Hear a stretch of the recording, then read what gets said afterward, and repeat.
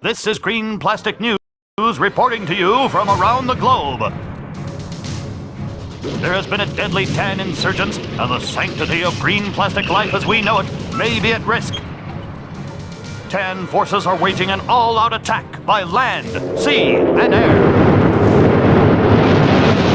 This ruthless threat must be contained, or the consequences could be dire indeed. Our national peace and the fate of our green nation hangs in peril as the merciless tan continue their brutal onslaught. Something must be done. Dare we consider the unthinkable? We must rise up as a green plastic nation and meet this tan menace head-on. Green forces have launched a massive counterattack aimed at the heart of the enemy.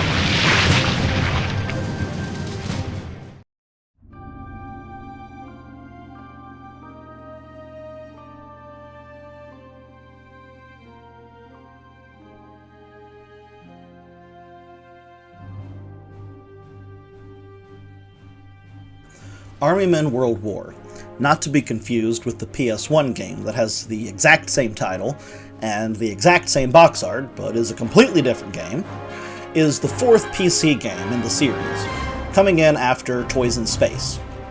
On PlayStation, there are 4 different Army Men World War games, making it a sub-series of sorts, but they're considered a separate timeline from Army Men 1, 2, and Toys in Space. I'm not sure if World War on the PC is also a different timeline, or if it takes place in the same time as the first game, but honestly it doesn't really matter. Deep storylines have never been Army Men's cup of tea. Unlike the other games in the series, there is not a set protagonist. You play as random green soldiers. When the soldier you're controlling dies, you move to control another soldier under your command. As you progress through the levels of the game, you gain more soldiers under your command that follow you from level to level. You can even have soldiers enter tanks that follow you to the next level. The lack of a protagonist means that there's not as cohesive a story, but there is a story there. And while it's not great, it is okay, and it serves nicely as a narrative backdrop for the action. The game looks nice, too, although it is worth noting that the item icons aren't quite the same as they were in Army Men 2 or Toys in Space. I've seen a lot of complaints about the visuals online, but honestly I was pretty happy with the way the game looked. It did feel just a little bit more rushed than Army Men 2 or Toys in Space, but not to the point where it's a true detriment to the game. It's more like there's just a lack of polish rather than a definitive problem. The story may suffer for lack of a single protagonist, but the level design is fantastic. The game opens up with a D-Day style beach invasion against tan defenses.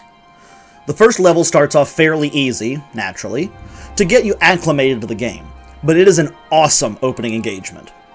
As the game progresses, you'll have a variety of missions with a pretty wide array of objectives, like destroying tan artillery emplacements, blowing up a tan tank depot, shutting down tan AA guns to allow for green airstrikes, etc. The game's first 14 levels culminate in the final mission, which takes place in the tan capital, where you fight your way through the city and destroy their capital building headquarters. The last mission is really tough. It's not quite as tough as Toys in Space was in its last couple of missions. That's downright brutal. But you'd better have a large and strong force to make it through the tan defenders and manage to destroy their capital building. The sound design in the game is fine. It's not as good as Toys in Space, and it's nowhere near as good as Army Men 2, but it is still at least leagues better than the first Army Men game. The weapon sound effects are solid, and the music, while forgettable, is fine, and it sets the setting and the tone of the game quite well. There's a random battle mode like with the previous games, And while I personally didn't find it to be quite as good or well-rounded as Army Men 2 or Army Men Toys in Space, it's still a lot of fun and can add some definite lasting power for those who give the game a download. Unfortunately, there is an issue with modern computer mouses. This was also present in Army Men 2 and Army Men Toys in Space, but for some reason it was a little more pronounced for me in World War. I don't know if it's the lack of the trackball that these games were designed around, or if modern mouses are just too sensitive and it freaks the game out, but the cursor will get stuck now and then, or jump around randomly. It's manageable, but it does get really obnoxious, and it makes controlling the game take a little bit of practice to get used to. Army Men World War may be a step down from Toys in Space, and a decent drop down from Army Men 2. But it's still a competent entry in the series, and it's a fun game that is absolutely worth playing. The music may be forgettable, and the visuals so-so, but the missions and the action in them are a ton of fun.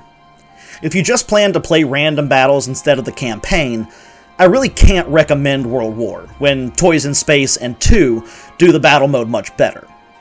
If you play the game for the campaign, however, and you like the Army Men series, that's a different story. If that's the case, I absolutely recommend this game, no reservations.